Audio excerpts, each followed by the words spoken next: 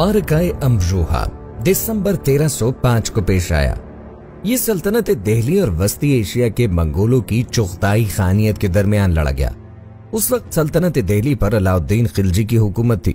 मंगोलों के लश्कर की क़यादत अली बेग और तुर्तुक के पास थी, जबकि सल्तनत दिल्ली के लश्कर की सिपा सालारी के फराइज मलिक नाइक सरंजाम दे रहे थे।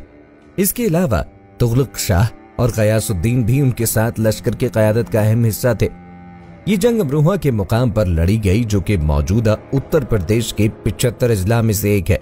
इस जंग में सल्तनत दिल्ली ने मंगोलों के लश्कर को शिकस्त दी और मंगोलों को भारी नुकसान उठाना पड़ा। उनके करीब 20,000 लोग मारे गए और 9,000 के करीब कैदी बना लिए गए। मारकाए अमरोहा मंगोलों के हिंदुस्तान पर हमलों के सिलसिले की एक कड़ी है।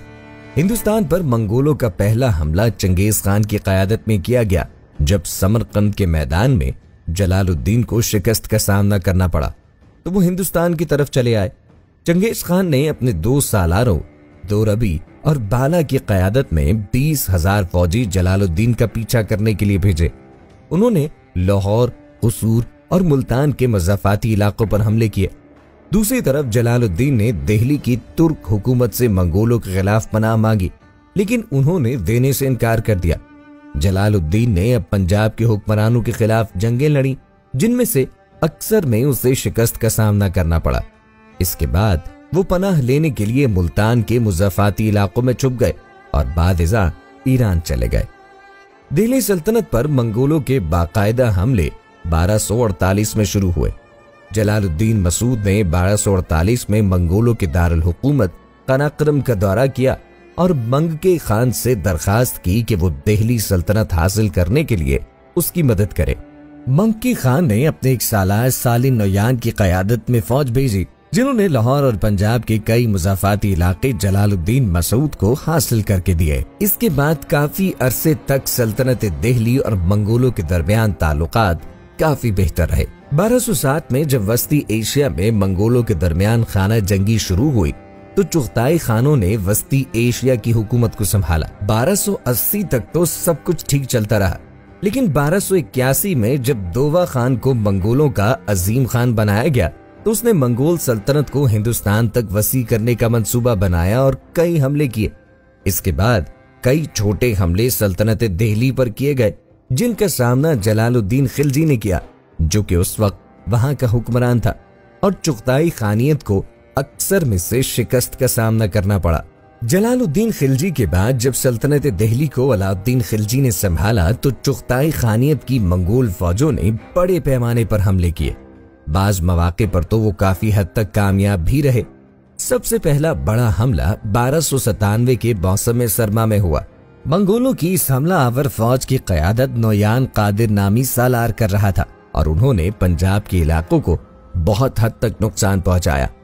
उनका खात्मा मारकाए जिड़ा मंजड़ 1298 में अल खान और जफर खान की क़यादत में सल्तनत दिल्ली की फौज ने किया। इसके बाद 1298 से 99 तक एक मंगोल फौज ने सिंध पर हमला किया और सेविस्तान के किले पर कब्जा कर लिया।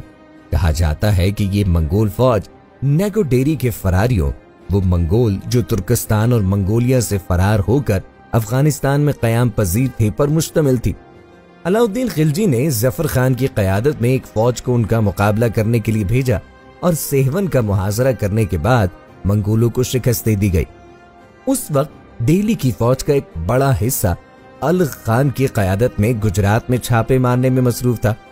वहां से वापसी के वक्त लश्कर में मौजूद मंगोलों ने बगावत की, जिसको उसी वक्त कुचल दिया गया। 1299 में दवा खान ने अपने बेटे कतलू ख्वाजा को फौज देकर दिल्ली फतह करने के लिए भेजा। यहाँ पर मारकाए किली हुआ, जिसमें कतलू ख्वाजा की फौज के मुकाबले में सल्तनत दिल्ली की फौज की क़यादत अलाउद्दीन खिलजी ने खुद की। एक बार फिर मंगोलों को शिकस्त का सामना करना पड़ा। अलबत्ता इस जंग में जफर खान की गलती की वजह से दिल्ली सल्तनत की फौज को भारी नुकसान उठाना पड़ा। उनके कई अफराद मारे गए। इसके बाद 1302 और 1303 के मौसम सरमा में अलाउद्दीन खिलजी ने फौज का एक हिस्सा काकतिया के दारुल हुकूमत की तरफ रवाना किया और खुद चतोड़ का मुहासरा करने चला गया। अगस्त 1303 में मंगोलों ने नोयान तुर्गाई की क़यादत में दिल्ली को गैर महफूज जानते हुए दोबारा हमला कर दिया, लेकिन अलाउद्दीन खिलजी मंगोल फौज से पहले दिल्ली वापस पहुंचने में कामयाब हो गए और इस हमले को नाकाम बना दिया। दिल्ली सल्तनत से मुसलसल शिकस्त खाने के बाद मंगोल अब अपना बदला लेना चाहते थे। इसीलिए उन्होंने अपने बाहमी इख्तलाफात को खत्म करके 1305 में एक बहुत बड़ा हमला किया, जिसे मारिका अमरोहा के नाम से जाना जाता है। तो हम कह सकते हैं मंगोलों का सल्तनत दिल्ली पर कब्जा करने का ख्वाब और उसके नतीजे में मिलने वाली मुसलसल शिकस्तें ही मारिका अमरोहा की बड़ी वजह थी। मंगोलों ने मारिका अमरोहा की तैयारी भरपूर तरीके से की, क्योंकि वो अब की बार नाकाम नहीं होना चाहते थे और इस मकसद के लिए दोवा खान ने मंगोलों के दरमियान बाहमी तनाज़ात को खत्म करने के लिए कोशिशें शुरू कर दी। उसने कई मुआहिदे किए, जिसके नतीजे में युआन खानदान और मगरबी खानियतों के साथ उसके ताल्लुकात बेहतर हुए और मुकम्मल अमन का ऐलान कर दिया। दोवा ने बाकी मंगोल खानदानों को पेशकश की कि हम सब मिलकर हिंदुस्तान पर हमला करते हैं और दिल्ली सल्तनत को फतह कर लेते हैं, लेकिन इस बात को अमली जामा पहनाया न जा सका। इसके बावजूद दोवा खान ने 30,000 से 50,000 घुड़सवारों की फौज दिल्ली पर हमला करने के लिए तैयार की। दूसरी तरफ अलाउद्दीन खिलजी भी इस जंग की मुकम्मल तैयारी कर रहे थे। उसे 1303 के दिल्ली पर हुए हमले के बाद यकीन था कि मंगोल दोबारा हमला करेंगे, इसीलिए उसने दिल्ली और आसपास के इलाकों को मजबूत बनाने का काम शुरू कर दिया था। इसके अलावा उसने अपनी फौज में भी इजाफा किया और उसे मजीद मुनज़्ज़म और तरबियत याफ्ता बनाया। 1303 में दिल्ली पर किए गए मंगोल हमले के बाद अलाउद्दीन खिलजी ने सिरी के 9 तामीर शुदा किले में रहना शुरू कर दिया और किले की तामीर मुकम्मल करवाई। इसके अलावा अलाउद्दीन खिलजी ने नए सरहदी किले भी तामीर किए और जो पहले से मौजूद थे उनकी मुरम्मत भी करवाई और मजीद हिफाजत की गर्ज से वहां पर काबिल कमांडरों को मुकर्रर किया। लेकिन इन सब इंतजामात का मंगोलों पर कोई असर न हुआ और उन्होंने 1305 में दिल्ली पर हमला कर दिया। वस्ती एशिया की चुगताई खानियत ने 50,000 फौजियों पर मुश्तमिल एक जबरदस्त लश्कर तैयार किया। बाज़ मौरखीन ने लिखा है कि इस लश्कर की तादाद 30,000 थी। इस लश्कर की क़यादत अली बेग कर रहा था। बाज़ जगहों पर अली बेग को चंगेज खान की औलाद बताया जाता है, लेकिन हकीकत में ऐसा नहीं है। हकीकत में अली बेग का ताल्लुक खोंगेरात कबीले से था। उसकी शादी एक चंगेजी शहजादी से हुई थी। वो शहजादी चंगेज खान के बेटे उगदाई की औलाद थी। अली बेग के अलावा इस लश्कर की क़यादत में शामिल दीगर अफसरान में से तरतुक और नोयान तुर्गाई का नाम काबिल जिक्र है।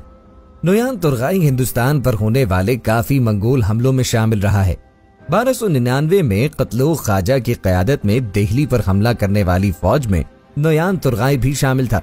इसके अलावा 1203 में नोयान तुर्गाई ने दिल्ली हमले में मंगोलों की क़यादत की थी, लेकिन इस दफा जब मंगोल फौज ने जेहलम दरिया को पार किया तो नोयान तुर्गाई वापस पलट आया। कहा जाता है कि उसको वापस अफगानिस्तान पहुंचने से पहले ही उसके साथी मंगोलों ने कत्ल कर दिया था। नोयान तुर्गाई के वापस पलटने के बाद मंगोल फौज अली बेग और तुर्तुक की ज़ेरे क़यादत हमले के लिए आगे बढ़ती रही। मारिका अमरोहा से पहले जिस मंगोल लश्कर ने भी दिल्ली की सल्तनत पर हमला किया था, वो सीधा सरहदी तरफ से हमला आवर हुआ था और उन्हें कामयाबी न मिली। इस दफा सरहदी किलों की तामीर और मुरम्मत के बाद दिफा बहुत मजबूत हो चुका था। इसीलिए अली बेग ने सरहदी तरफ से हमला करने के बजाय अंदरूनी पंजाब की तरफ से हमला किया। ये इलाका भारतीय पंजाब के नाम से मौजूद है। मंगोल फौज अली बेग की क़यादत में शवालिक की पहाड़ियों में मौजूद इलाकों में पहुंची और वहां पर लूटमार करना शुरू कर दी। वो तकरीबन तमाम इलाकों को फतह करते हुए हिमालय के दामन के साथ साथ चलते हुए गंगा के मैदानी इलाकों की तरफ बढ़ने लगे। किसी भी सरहदी किले पर हमला न करने की वजह वहां की सख्त हिफाजत थी। पंजाब का इलाका यूं तो मलिक नाइक के मातहत था और उसी की हिफाजत में आता था, लेकिन मलिक नाइक उस वक्त दिल्ली में सरहदी किलों के पास मौजूद था और उसकी फौज का बड़ा हिस्सा भी दिल्ली शहर में था। इसीलिए मंगोलों को पंजाब में ज्यादा मज़ाहिमत का सामना नहीं करना पड़ा और वो गंगा के मैदानी इलाकों की तरफ बढ़ते चले गए। अली बेग की ज़ेरे क़यादत मंगोल फौज अभी दिल्ली तक न पहुंची थी कि अलाउद्दीन खिलजी को उसका इल्म हो गया और उन्होंने मलिक नाइक की क़यादत में एक अजीम शान फौज को मुरत्तब किया।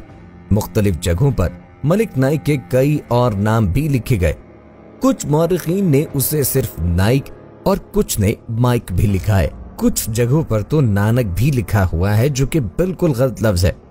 बाद के कुछ मौरखीन ने इसका नाम मलिक नाइब लिख दिया, या मलिक नाइब दरअसल मलिक काफूर के एक ओहदे का नाम था। इस गलती की वजह से बाज मौरखीन ने यह भी लिख दिया कि वो मलिक काफूर ही था जिसकी क़यादत में सल्तनत दिल्ली ने मारका अमरोहा में मंगोलों के खिलाफ लड़ने के लिए फौज भेजी थी, जबकि हकीकत में ऐसा नहीं है। मलिक काफूर एक अलहदा ओहदेदार थे और मलिक नाइक एक अलहदा सालार थे, और मारका अमरोहा में दिल्ली सल्तनत की फौज की क़यादत मलिक नाइक ही कर रहे थे। मंगोलों को हराने के लिए भेजी गई उस फौज की तादाद 30,000 घुड़सवार बताई जाती है। मलिक नाइक के अलावा वो बहुत से काबिल कमांडर जैसे कि बहराम, तुगलक शाह, महमूद सरतिया और तुर्क भी अहम दस्तों की क़यादत कर रहे थे। मलिक नाइक 30,000 घुड़सवारों पर मुश्तमिल ये मजबूत फौज लेकर मंगोलों के लश्कर का मुकाबला करने के लिए दिल्ली से रवाना हुए। उन्होंने रास्ते में कुछ इलाके जहां मंगोल काबिज हो चुके थे पर हमला किया और उन्हें मंगोलों से आजाद करवा लिया। सल्तनत दिल्ली के लश्कर और वस्ती एशिया के मंगोलों के लश्कर का सामना मौजूदा उत्तर प्रदेश के इलाके अमरोहा में हुआ। मंगोलों ने अली बेग की क़यादत में दिल्ली सल्तनत के लश्कर पर हमला करने की कोशिश की। उन्होंने 2 या 3 हमले किए जो काफी कमजोर साबित हुए। अमीर खुसरो, जो कि सल्तनत दिल्ली में एक बहुत बड़े मौर्रख थे, उन्होंने लिखा है, मंगोलों के इस हमले की हैसियत मच्छर के एक लश्कर की सी थी जो हवा की सिमत के खिलाफ उड़ने की कोशिश कर रहा हो। 2-3 हमलों के बाद ही मंगोलों के लश्कर की हिम्मत जवाब दे गई। अली बेग की क़यादत में दिल्ली सल्तनत के लश्कर ने जोरदार हमला किया और मंगोलों के पांव उखाड़ दिए। अमरोहा के मैदान में ये जंग मंगोलों के लिए एक भयानक खाप जैसी साबित हुई। उन्हें भारी नुकसान उठाना पड़ा। इस जंग में तकरीबन 20,000 मंगोल मारे गए और 9,000 कैदी बना लिए गए। दिल्ली सल्तनत के नुकसान का किसी भी जगह पर दर्ज नहीं है, क्योंकि मंगोलों के मुकाबले में वो नुकसान तकरीबन न होने के बराबर था। जंगी कैदियों को अलाउद्दीन खिलजी की खिदमत में पेश किया गया। अली बेग और तरतुक को भी कैदी बना लिया गया। अलाउद्दीन खिलजी ने कैदियों पर कोई रहम न खाया और कुछ अरसे बाद उन 9,000 कैदियों को मौत के घाट उतार दिया गया। अली बेग और तुर्तुक के बारे में कहा जाता है कि उन्हें भी कुछ अरसा कैद में रखने के बाद मार दिया गया। उनको हाथियों के पांव तले रोंदा गया था। मुख्तसरन ये कि मंगोलों की सिर्फ कुछ मखसूस तादाद ही मैदान से फरार हो सकी और वो नवाही इलाकों में छुप गए और बाद में अफगानिस्तान वापस चले गए। अलाउद्दीन खिलजी को जब दिल्ली सल्तनत के लश्कर के फातेह होने की खबर मिली तो उसने दिल्ली में एक बहुत बड़ा दरबार लगाया और मलिक नाइक और उसकी फातेह फौज का शानदार इस्तकबाल किया। इस तकरीब में कैदियों को अलाउद्दीन खिलजी के सामने पेश किया गया और उनमें से कुछ को उसी वक्त मार दिया गया, जबकि बाकियों को कैद में डाल दिया गया। इस इबरतनाक शिकस्त के बावजूद भी मंगोलों के इरादों में कोई कमी न आई और वो मुसलसल दिल्ली सल्तनत से बदला लेने और उस पर काबिज होने की कोशिशों में जुटे रहे। 1306 में दोवा ने एक और अजीम लश्कर तैयार किया और उसे हिंदुस्तान पर हमला करने भेजा। इस लश्कर का मकसद अली बेग की मौत का बदला लेना था। उन्होंने दरियाए रावी की तरफ से हमला किया और रास्ते में आने वाले इलाकों को फतह करते चले गए, लेकिन दिल्ली सल्तनत की फौज ने उन्हें भी शिकस्त दी और हिंदुस्तान से जाने पर मजबूर कर दिया। इसी साल दोवा खान की मौत हो गई और मंगोल सल्तनत बिखरने लगी। तुगलक शाह की क़यादत में एक फौज ने अफगानिस्तान में मंगोलों पर मुतअद्दिद हमले किए और उन्हें मुंतशिर कर दिया। इसके बाद खिलजी दौर में दिल्ली सल्तनत पर कोई खास मंगोल हमला नहीं हुआ।